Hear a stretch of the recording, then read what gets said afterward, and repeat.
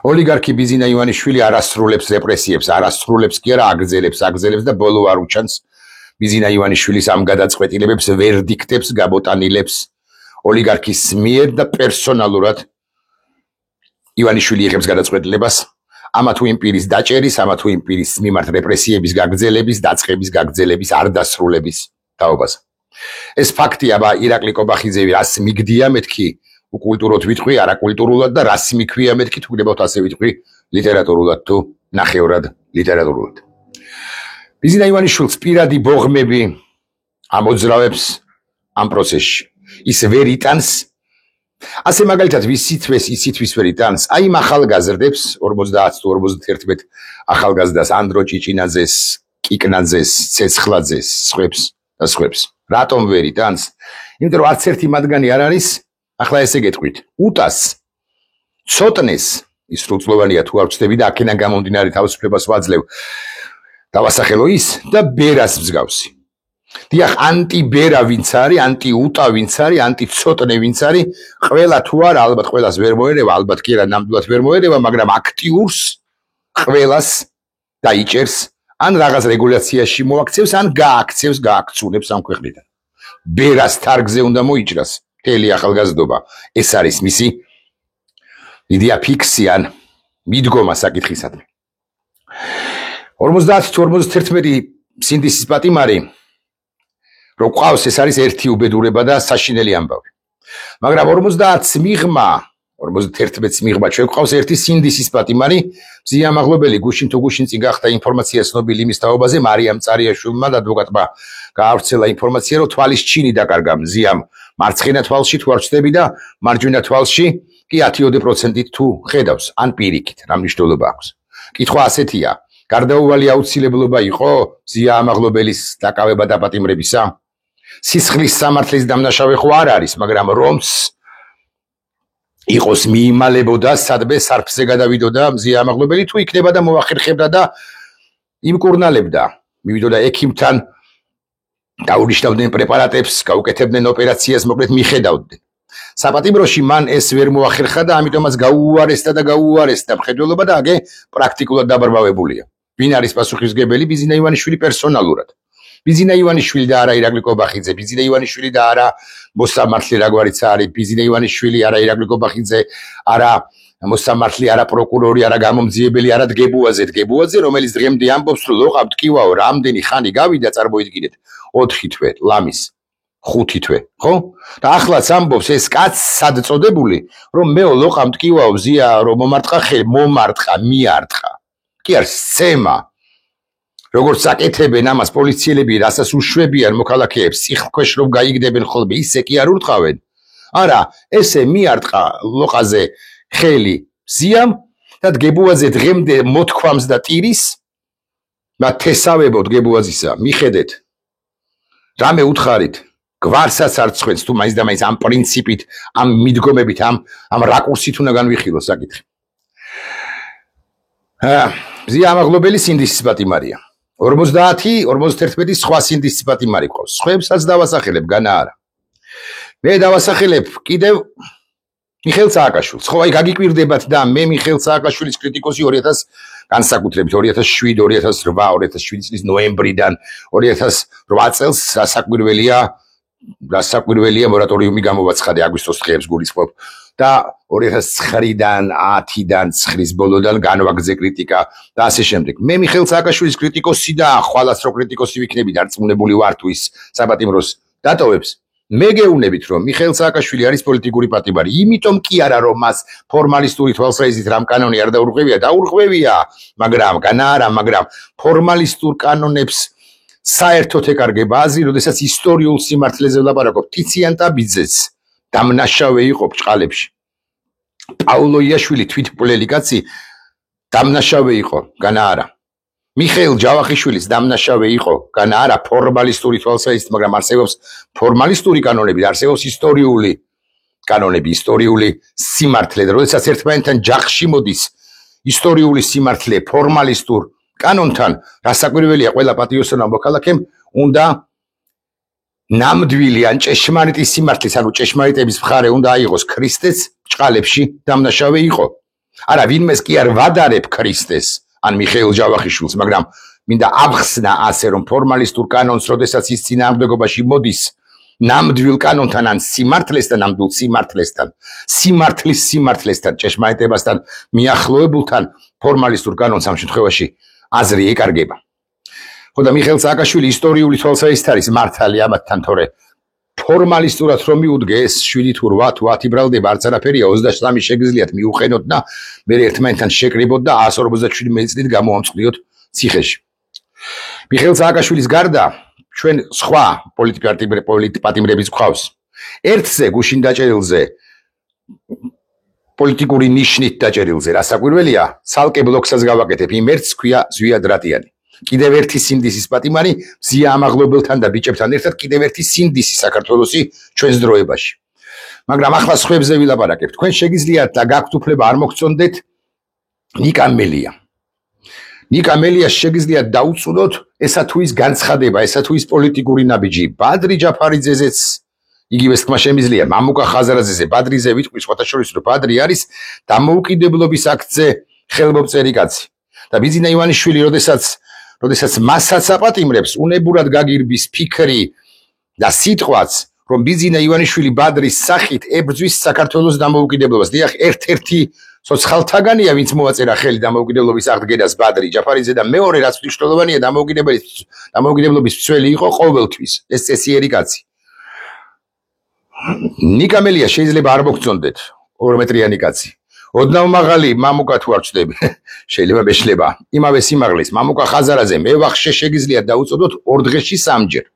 მაგრამ მამუკა ხაზარაძე არის უსერიოზულესი ბანკირი და საქართველოს დამოუკიდებელი ფინანსური ინსტიტუციების ერთ-ერთი ფუძემდებელი. რომანა ბადრი და მამუკა ჩვენ არ გვექნებოდა არა თუ ტიბისი, გაარებეთ ტიბისის თავი, არამედ არ გვექნებოდა ესეთი მხარი ფინანსური ინსტიტუცია, სისტემა.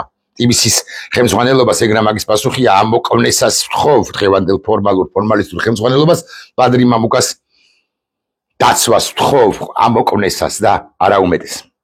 საქართველოს ბანკსაც იგივე ვთხოვ, ეგრა მაგის პასუხია.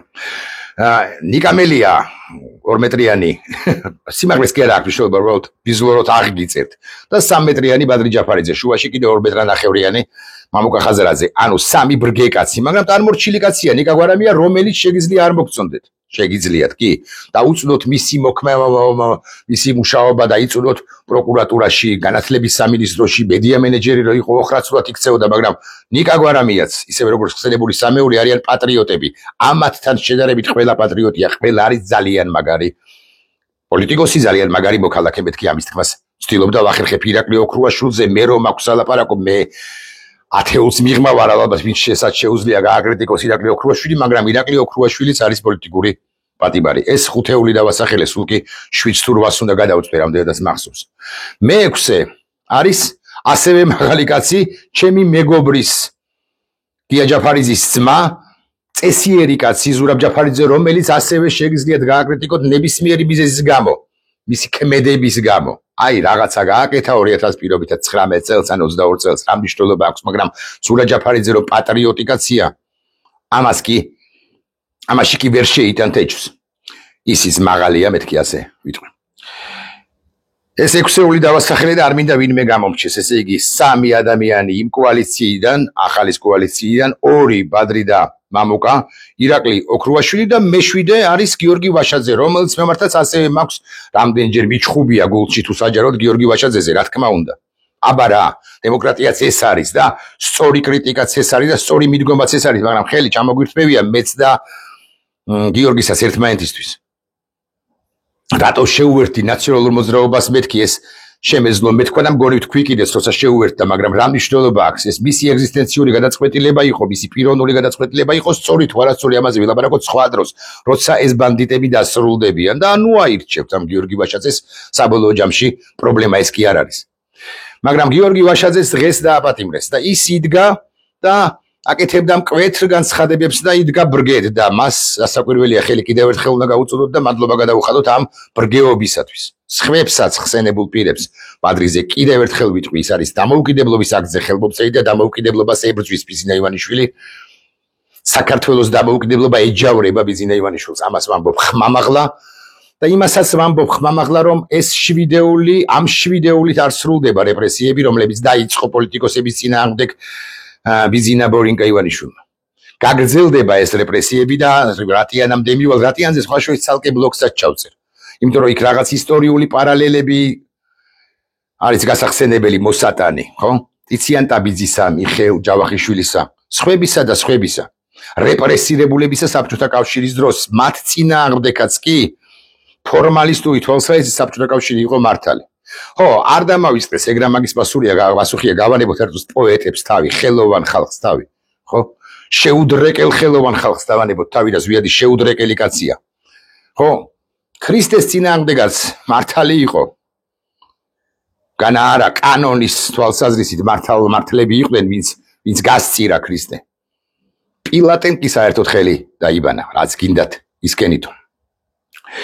რომის წარმომადგენელმა პილატემ და გაჯიჯგნეს და გააკრეს. არ ვადარებ რა საკვირველია ქრისტეა რა თქმა უნდა და როგორ მივადარებ რომელიმე მათგანს ან ყველას ერთად მაცხოვართან, მაგრამ აქ ხო პრინციპზე ვლაპარაკობთ ჩვენ. იქაც უთუოდ გამოჩნდებოდნენ ადამიანები, ჩამოჩნდებოდნენ კი არა, იყვნენ რომლებიც კანონის მიერად ან კანონის ჩარჩოებში მიუდგნენ იმ საკითხს, მაცხოვარს. და თქვენს რომ იცით და არღვია ეს არ არის მესია, ეს არის სრულ წინასწარმეტყველი, ის არ იყო მესია, არ არისო მესია, ის სრულ წინასწარმეტყველიაო, აფერისტიაო, მარტივად რომ ვილაპარაკოთ. ამიტომაც ჯვარს ეცვი უთხრეს, თქვეს მასზე. ეცვა ჯვარს განა არა, ოღონდ კვლავ ვიმეორებ, არ ვადარებ, მე აქ პრინციპზე ვლაპარაკობ და აქ თუ გამომიხტებიან ტროლბოტები და სხვები, რომლებიც იტყვიან როგორ კადრულობ და ქრისტეს როგორ ადარებ, გიორგი ვაჩაძესო, რა თქმა უნდა, არ ვადარებ, ხალხო, პრინციპზე ვლაპარაკობ, მე ვერ ვამბობ. უკვე ამას. ზვიად რატიანზე აგიგით ხარით ცალკე ბლოკს ჩავწერ მეთქი. ვილაპარაკებ ტიციან ტაბიძეზე. რა მოუვიდა ტიციან ტაბიძეს? იცით თუ არა რომ მეორე ვერსიით, ან ერთ-ერთი ვერსიით ის მატარებლიდან გადააგდეს. მისი საფლავი არ არსებობს. არ ვიცი უკვე იმდენს ვლაპარაკობ რომ ჩავწერ თუ არა იმდენ მნიშვნელოვან აქცენტს სვამ მნიშვნელოვან საკითხებზე ვამახვირებ ყურადღებას. იცით თუ არა ხვალ რომ გააქანოს უკაცრავად ზვიადთან და პაულოსავით მოიკლას თავი ბოდიში ზვიად. ნახავ თუ არ დახავ და მე მინდა რომ არ დახოს ზვიადმა ეს ვიდეო ბლოგი ყოველ შემთხვევაში ეს ნაწილი, მოდი ესე ვიტყვი, მასზე ეს რო ლაპარაკობ ალბათ თულიც არის. გააქანოს და გადაიჭრას, გადაიხსნას ვენები. ზვიად რატიანმა. ფორმალისტური თვალსაზრისით მართალი მამუკა მდინარაძე თუ მოსამართლე რაგვარიც არის, ის რას შვება, რას უშვება საკუთარ სინდის, რომელიც რას საკვირველი არც ერთ მათგანს არ აქვს, ისევე როგორც კომუნისტებს, ბოლშევიკებს არ ჰქონდათ, როდესაც პაულო მოიკლა თავი, მაგის შემდეგაც კი ჰკიცხავდნენ და ჰკიცხავდნენ მთელი სტალინური პერიოდის განმავლობაში თვით კოლელ პაულო იაშვილს 45 წელს მოხდა მისი სტალინი მკვდარი იყო უკვე მისი რეაბილიტაცია და მერე კი დაიწყეს სტაშის დაკვრა, ასე დაიწყებს სტაშის დაკვრას საზოგადოების ნაწილი, რომელიც ახლა ჰკიცხავს ზვიად რატიანს და ეუბნება ხელი როგორ გაარტყი პოლიციელსო. სიამაც როგორ გაარტყა დგებუაზეს ხელი. ხო, რა თქმა უნდა, სიას ხელი არ უნდა გაერტყა ზვიადსაც ნასვამს თუ არა ნასვამს არ უნდა გაერტყა ხელი პოლიციელისთვის, მაგრამ კვლავ ვიმეორებ და ვამბობ ამას ხაზგასმით. არსებობს ჩარჩოები ფორმალისტური და როდესაც ფორმალისტური ჩარჩოები წინააღმდეგობაში მოდის სიმართლესთან მიახლოებულთან ჭეშმარიტებასთან მიახლოებულ სიმართლესთან ამ შემთხვევაში ყველა პატიოსანი მოქალაქე რასაკვირველია ჭეშმარიტებასთან მიახლოებული სიმართლისაკენ უნდა იყოს და ზვიად რატიანი ურტყამს რა თუ მაინც და მაინც ურტყავს ან მზია ამაღლობელი ურტყამს რა თუ მაინც და მაინც ურტყავს პოლიციელს ის მართალია იმიტომ რომ ურტყავს სისტემას და არა ვინმე დგებუაზეს თუ ვინმე სიკინჭილაშვილს რომელსაც ზვიად რატიანმა წინააღმდეგობა გაუწია მე რამდენად უკვე და ზვიად რატიანი იცით რატომ არის დაპატიმრებული იმიტომ კი არა დაარტყა ვინმეს არა იმიტომ რომ ზვიად რატიანია და მე აქ ამ ბოლო 2-3 საათია აზიარებენ და აზიარებენ Facebook ფრენდები ჩავიკითხო ერთ წინადებას კი ჩავიკი ერთ სტრიქონს ამდენიმე სტრიქონს კი ჩავიკითხავ აზიარებენ და აზიარებენ ფრენდები ზვიად რატიანის ლექს იდან სტრიქონებს და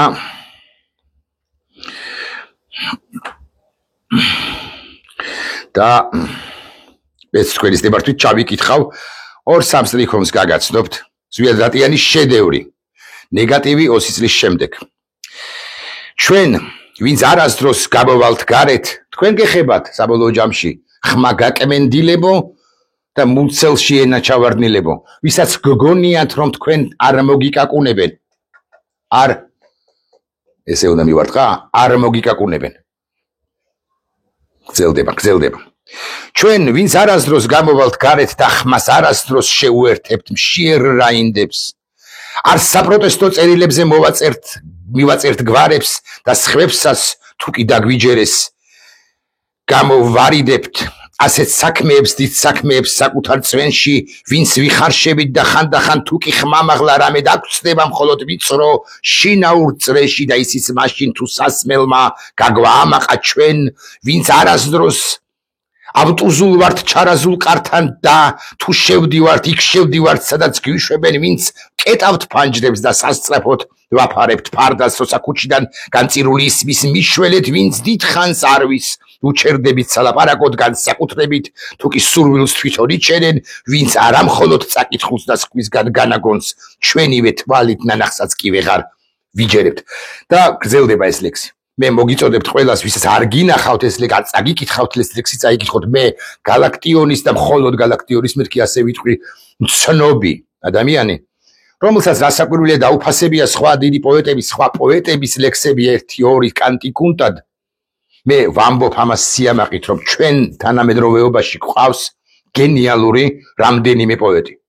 ასე მაგალითად ბესი ხარანაული და ასე მაგალითად ზვიად რატიანი და ალბათ სხვებიც, მაგრამ ამ ორს კი განსაკუთრებულად უდასტურებ პატივისცემას. და ახლა ბოლო აკორდები ჩემი ვიდეობლოგისა ისმის კითხვა, ვის დააპატიმრებს უკვე სამომავლოდ, ბიზინა ივანიშვილი არა, გიორგი გახარიასო, სხვა მუხლითო, ბევრი თქვენგანი მეტყვის და მართალიც იქნებით, რასაკვირველია, გიორგი გახარიას, ოღონდ რატომ იცით? გიორგი გახარიას, ცველი ადვოკატი, ვექილი რომ არა ვარ, ეს ხო ფაქტია, მაგრამ გიორგი გახარიამ აღმართა საგუშაგო ჩორჩანაში, რომ ჭოგრიტით ჩვენი პოლიციელები თუ სამართალდამცავები დაკვირვებოდნენ რუსები როგორ გადმოდიან და როგორ იტაცებენ და მე ეს აღენუსხათ, ჩაეწერათ და შესაბამისად ევროკავშირის მისიისათვის ეცნობებინათ, რომ აი ეს კვადრატული კილომეტრი დაიკავეს რუსებმა ამ დღეს, ამა და ამ საათზე, ამა და ამ ფორმით გავლეს ასე მაგალითად საგუშაგო კი არა მართულ ხლართები და ამის გამო წულუკიანი და სხვები ედავებიან დინარაძე და სხვები კობახიძე და სხვები და რეალურად კი ბიზინა ივანიშვილი ბანდიტი რუსი ედავება ეს როგორ გააკეთე ამის გამო ხომ დამატებით მოხდა ჩვენი ტერიტორიის ამ სივრცეში ოკუპაციაო რაც არსებით იტყუილია და ამას გახარიას გუნდის წარმომადგენლები საკმაოდ კვალიფიცირებულად ასაბუთებენ თუმცა ამ ხელისუფლებას არგუმენტები არ სჭირდება მას ამოჩებებული ხავს მოღალატე ბჭყალებში მათი მოღალატე გიორგი გახარია და როგორღაც უნდა რომ ადურთინოს თავი საპატიმროში.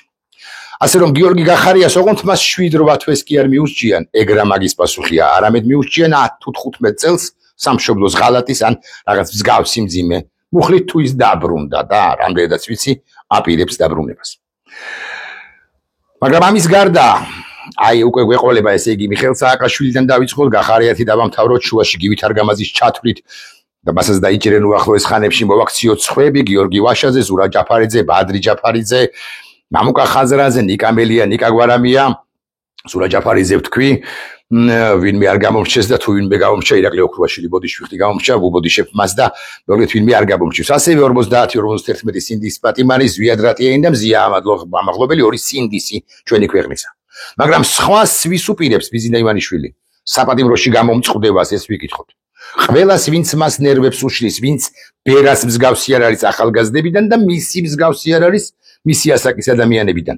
მისი მსგავსები ვერ ვიქნებით, უბრალოდ ამდენი მილიონი, არა გვაქვს არა მილიონი კი არა, სანდახან ბევრი ჩვენგანი 100 ლარსაც კი იხვეწება, ეს რომ იცოდეს მაინც, რომ გონია ნინო იაწილოსანს, რომ ჩვენ თურმე რაღაცა ფულები გვაქვს და ფულებს ვატრიალებთ, არა, ჩვენ არ ყოლია. უმრავლესობა ჩვენგანს მდიდარი მამიკოები. ეს ბარემ რომ თქვათ აქვე ჩაურთხათ ნინო წილოსანს ნინო წილოსანის დონემდე რასაკვირველია არ უნდა ხურდავდებოდეთ მეორე თუ მეხუთე ხრივ. ვის დაიჭერს ბიზინა ივანიშვილი? მე გეტყვით რომ არა მაქვს ინფორმაცია, მაგრამ ეს ანალიზის დონეზე შეგვიძლია გავაკეთოთ ამგვარი რამ. მე დავასახელებ სამ პირს არასამთავრობო ორგანიზაციებიდან.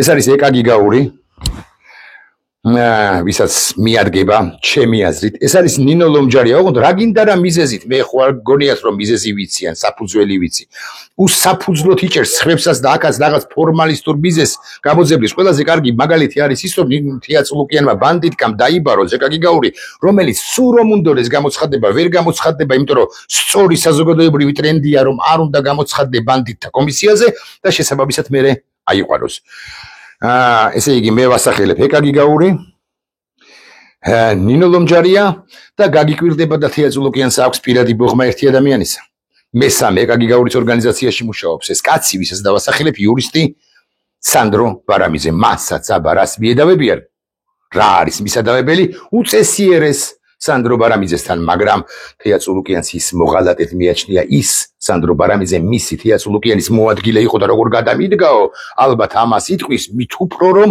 სხვა მოადგილეები გვარებს არ დავასახელებ მას არათუ არ გადასდგომიან არამედ ბოლომდე მისი ერთგულები დარჩნენ ამ სამი არასამთავრობოელის გარდა სხვა ხებსაც მიადგება ამავე სექტორიდან განა არა თუ მოინდობებს მაგრამ ისინი დარწმუნებული ვყავ ვარ ამოჩემებული კი ხავს მიადგება ხსენებული ორგანიზაციებიდან ანუ საერთაშორისო გამჭვირვალობიდან საიას ხელმძღვანელობას რონდელის ფონდის წარმომადგენლებს ხვებს სოროსის ფონდის წარმომადგენლებს მან ცოტა გაუჭირდება მაგრამ ბიზნე ივანიშვილს არაფერი უჭირს იმიტომ რომ შუბლზე ძარღვი არ აქვს პოლიტიკოსებიდან ვის მიადგება გაუჭირდება სალომე ზურაბიშვილის დაჭერა აპატიოს ქალბატონ სალომე მაგრამ რამდენადაც ვიცი მან დასაკობრივი გარკვეული პრობლემები შეიძლება შეექმნას იმიტომ რომ სალომე უდასტურებ პატივისცემას ძალიან ახალგაზრდულად და კარგად გამოიყურება და უდასტურებ პატივისცემას მაგრამ რამდენადაც ვიცი მან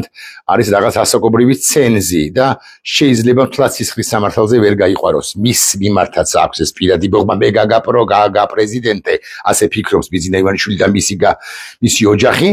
მისი ოჯახის წარმომადგენელი მათ შორის ქალბატონი ეკა ივანიშვილი რომელიც მანამდე ეკატერინა ივანიშვილი რომელიც მანამდე ეკატერინე ხვედელიძე იყო შვილებზე აღარაფერს ვლაპარაკობ ცოტნეზე პერაზე უტაზე და სხვებზე სალომე ზურაბიშვილი კიდევ ვისი დასახელება შეიძლება ოღონდ ეხლა თქვენის ნებართვით აი სამივე დავასახელე და სანდრო ბარამიძე კი მამაკაცია მაგრამ სამი ქალი დავასახელე ეხლა მამაკაცებზე გადავალ უფრო ვისი ბოღმა აქვს განსაკუთრებული უგულავასი მაშინ ესე გეტყვით და ბოკერიაზი აი ამ ორსაც მაღალი ალბათობით მიადგება ისინი სულ გამოკეტოს ციხეში არც ერთი და არც მეორე რომ არ შეეპუება ეს ფაქტია და საერთოდ არავინ არ შეეპუება და საერთოდ საპატიო ხდება საპატიმროში ბიზნა ივანიშვილისა ეს ვერ გაუგია ამ შეზღუდულ მდინარე ჭორვილაში კი რა მდინარე ყვირილაში ჭორვილასთან ფეხებს უატყაპუნებდა იმ ბიზნა ივანიშვილს ვერ გაუგია რომ არის ისტორიული მომენტი როცა საპატიმროში ყოფნა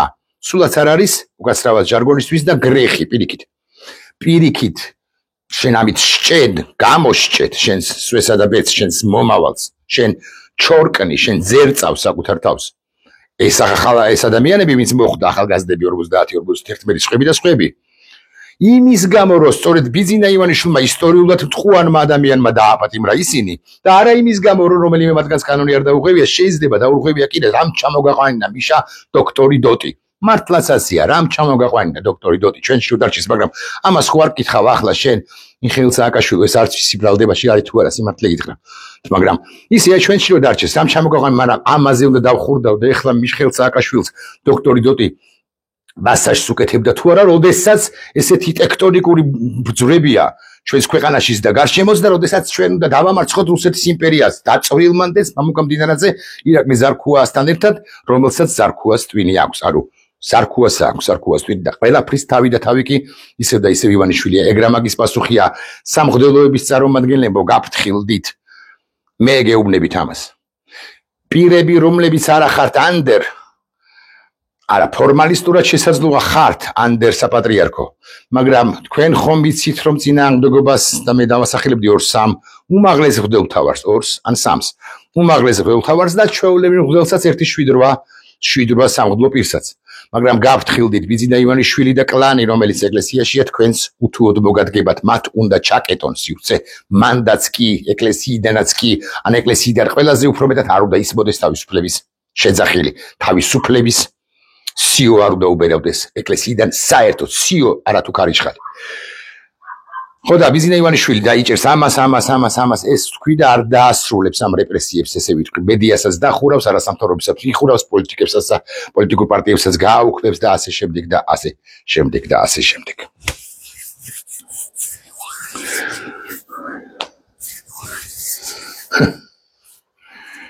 სულ არ მეცინება ივანიშვილმა უკვე შექმნა უარესი ქვეყანა ვიდრე შექმნა ლუკაშენკომ თავის დროზე უბრალოდ ჩვენ ვართ აქ ვინც წინააღმდეგობას ვუწევთ ბელარუსელი ხალხის საგანგაცვლებით რომელიც წინააღმდეგობას ვერ უწევს განა არამედ ვერ ეხლა ოპტიმისტურად უნდა დავამთავრო რად გინდათ ჩვენში რო დარჩეს მაგრამ დავამთავრებ ოპტიმისტურად მაინც ყველაფერს აქვს საწყისი განვითარება და მერე დასასრული ზენიტი და მერე დასასრულისკენ მოდის ყველაფერი ბიზნეევანიშვილმა ზენიტს უკვე რახანია მიაღწია ეხლა ზენიტზე გაჩერება გაუნდოდა და ჩამოდის მადლობა თქვენ ვინც იბრძვით და პირველ ყოვლისა მადლობა მომიტევებს ის 50-51 ახალგაზრდა მაგრამ ორ ადამიანს მინდა რომ გადაუხადო მადლობა ესენი არიან სიამაღლობელი და ეს არის ზვიად რატიანი ყველაფერი კარგად იქნება